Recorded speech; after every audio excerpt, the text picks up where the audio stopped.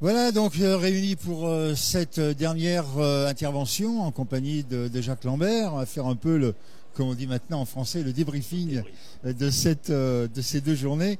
Alors comment s'est passé le salon déjà sur un plan visitorat, etc. C'est un salon lyonnais, j'allais dire, très, très typique avec du monde. Hein. On est sur un gros potentiel. Un gros potentiel qui est concentré autour de Lyon sur quasiment 3 départements, 42, 69, 38. 42, 69, 38. Et donc là, on a beaucoup de potentiel. C'est un peu comme le salon de Lille qui est rassemblé sur 2 départements. Et donc tout de suite, on a une densité dans les allées, ce qui est normal. Donc ce salon existe depuis plus de 30 ans maintenant.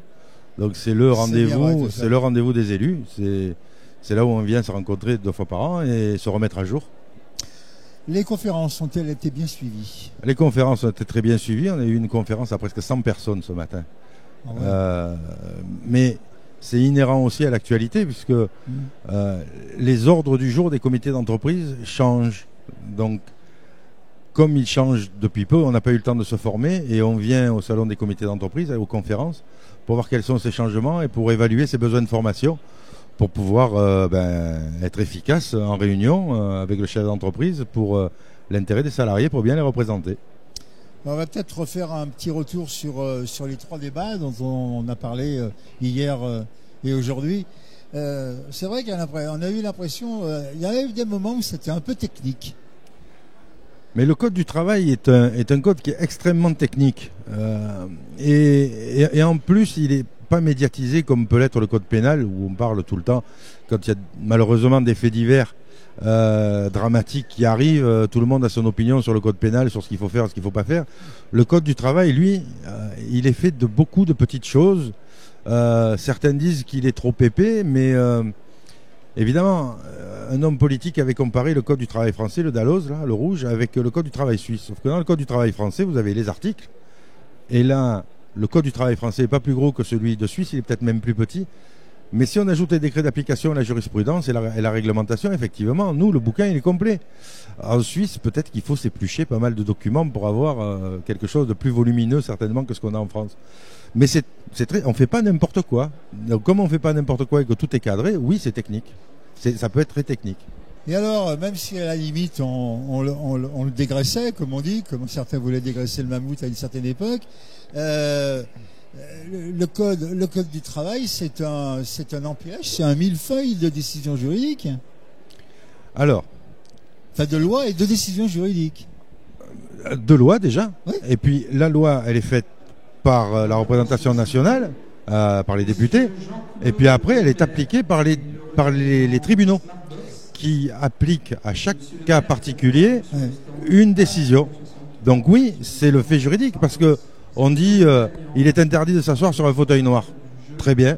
Sauf que dans des entreprises, on peut très bien ne pas avoir de fauteuil noir. Donc il faut que la justice dise ah non mais là c'est une exception, on peut autoriser autre chose. Ouais. Donc c'est quand même de la démocratie, c'est quand même l'ouverture des portes vers une garantie de liberté. Il y a des choses qui ne sont pas prévues par la loi, mais qui ne sont pas réalisables. Donc la justice, elle, décide de ce qu'il est ou pas dans certains cas particuliers. Donc oui, c'est ce qui alourdit la chose. Maintenant, l'allégé, quel article va-t-on enlever? Celui qui interdit aux enfants de moins de 7 ans de travailler à la mine? Oui. On va enlever celui-là? Ouais. On a voulu... c'était du temps de Xavier Bertrand, je crois, ministre du Travail, qui avait réécrit le Code du Travail en 2007, et il avait dit que certains articles étaient obsolètes. Il en a enlevé un, qui était l'interdiction pour les mineurs de conduire des tricycles à pédales. C'est en 2007. Entre 2007 et aujourd'hui, il y a eu une recrudescence de tricycles à pédales dans certains centres-villes où on n'y va plus en voiture. Et donc peut-être qu'il faudrait refaire une loi pour interdire aux mineurs de conduire ces tricycles à pédales dans certaines villes où il n'y a pas de plat, quoi. Donc vous voyez, les articles obsolètes, et quelquefois, ils peuvent revenir. Alors oui, on n'a plus besoin de salles d'allaitement pour les entreprises employant plus de 100 femmes. Ça, on n'en a plus besoin. Aujourd'hui, demain, je ne sais pas. Mais aujourd'hui, on n'en a plus besoin. Mais est-ce qu'il faut l'enlever pour autant? C'est toujours le problème. Quand on veut enlever des chapitres, lesquels on choisit, quoi. Alors, on se retrouvera peut-être l'année prochaine, au mois de mars de 2017.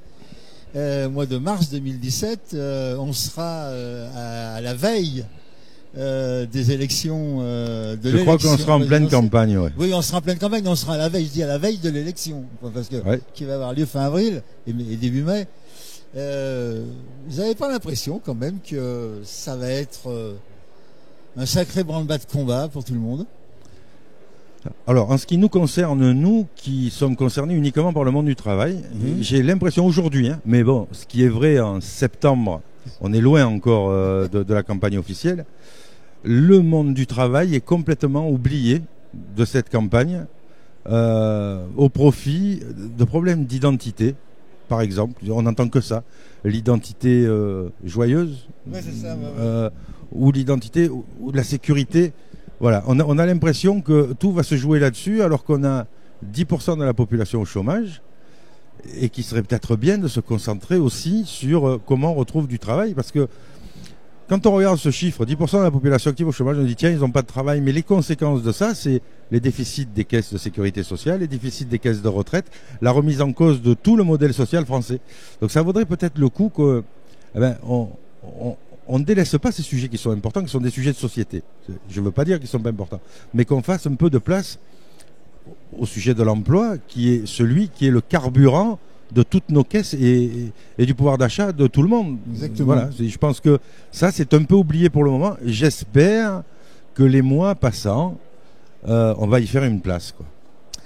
Écoutez Jacques, merci encore de nous avoir fait confiance. Moi je salue Jean-Noël Charolais, et oui, celui qui était sur Lyon Première il y a de cela quelques années et qui maintenant œuvre dans la vidéo, dans la captation de spectacles et d'animations et d'événements comme celui-ci. Donc voilà, Jean-Noël, bon vent. Le travail de Jean-Noël, vous avez pu l'écouter sur Lyon Première, mais vous allez pouvoir le voir, puisque là, dans les jours qui arrivent, tout ce qui a été enregistré sur le salon va être mis sur les sites salonce.com, memento.ce.com et eludce.com. Donc vous verrez le travail de Jean-Noël. Et la semaine prochaine à Paris, Jean-Noël nous suit pour relayer les interventions, notamment de la ministre El Khomri qui viendra.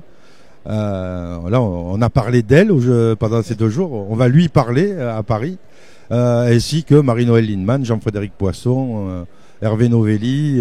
Du beau monde à Paris. Hein. On est à Paris. Chance, hein. Ils sont sur place, donc c'est là qu'est l'Assemblée nationale, c'est là qu'ils siègent. Donc, sûr. Comme les salons sont mardi, mercredi, c'est les jours où ils y sont. Donc on a la chance de les avoir. Et puis des artistes aussi, puisque a priori Chantal Latsou, Michel Leb et d'autres. Donc vous verrez le travail de Jean-Noël et Anne Roumanoff qui sera interviewé aussi. Donc vous verrez toutes ces interviews réalisées par Jean-Noël. Jean-Noël Charolais. Ouais, Jean-Noël Charolais. Et c'était un plaisir. Donc voilà. Malheureusement, il est derrière les caméras, vous pouvez pas le voir. Mais sur la dernière, je lui ferai une interview. Voilà. Voilà, encore merci Jacques. Merci à Lyon Première et ce partenariat. Et puis, ma foi, peut-être rendez-vous au mois de mars l'année prochaine. Je vois pas d'obstacle majeur. Voilà, écoutez, ravi encore d'avoir passé ces 2 jours en votre compagnie. Rendez-vous l'année prochaine et puis bon vent pour les autres salons parce que ça ne fait que débuter. C'était le premier. Voilà Gérald, merci de nous avoir réalisé la régie finale. Et puis quant à moi, je vous salue tous. Bonne fin d'après-midi à l'écoute des programmes de Lyon Première. Et puis bientôt, à très bientôt sur le 92. Bonsoir.